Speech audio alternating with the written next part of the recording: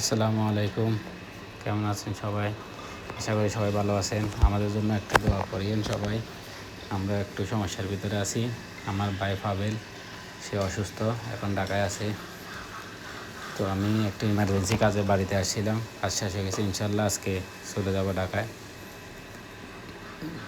আজকে এদিকে আসলাম আমার ভাইয়ের বাড়িটা একটু দেখার জন্য, কারণ আমার ভাই অনেকদিন অসুস্থ থাকার কারণে কেউ এখানে আসে না। বাড়িটা একদম এলোমেলো হয়ে গেছে। আমি ঢাকা চলে যাবো, এই জন্য আজকে আসলাম। এসে একটু দেখে যাইতেছি বাড়িটার কী অবস্থা।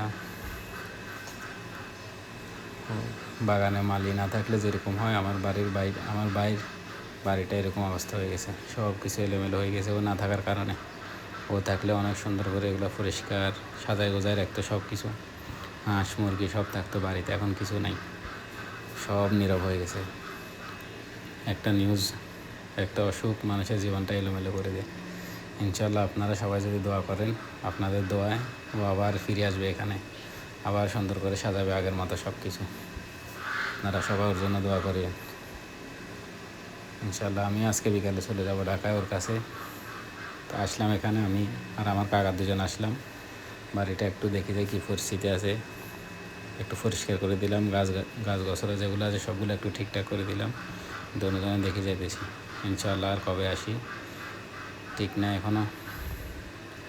আমার ভাই অসুস্থ হইলে তখন দুজনে একসাথে আসবো এখানে ইনশাল্লাহ। সবাই দোয়া করবেন ওর জন্য।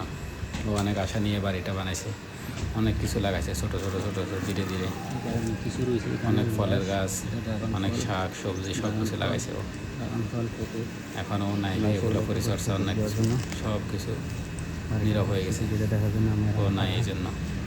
ইনশাল্লাহ ও আবার আসলে সব কিছু আবার ঠিক হয়ে যাবে। একটু দেখাশোনা করবে, সবাই একটু দোয়া করবেন আমার ভাইয়ের জন্য আর আমাদের ফ্যামিলির জন্য।